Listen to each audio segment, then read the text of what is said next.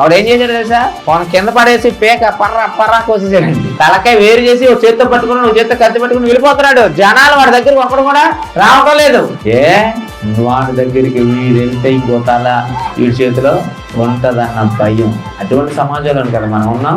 ఇలాంటి సమాజాన్ని మార్చొద్దాం మనం. ఇలాంటి సమాజాన్ని మార్చాలంటే లోక చదువులు చెప్తే మారరు వాళ్ళు. వాళ్ళకు దేవుని భయం ఏంటో రుచి చూపించాలి.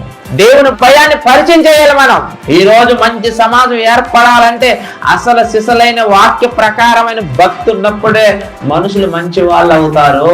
వాక్యం లేని వారు ప్రతి ఒక్కరు భక్తిహీనులే.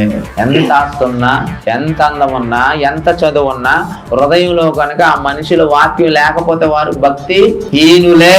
మీరేమన్నా అనుకోండి, మన హృదయంలో వాక్యం ఉందనుకోండి, మనం భక్తి పనిలో అప్పుడు ఎవరైనా ఆపదలో ఉంటే వెంటనే అడగకుండానే స్పందిస్తాం.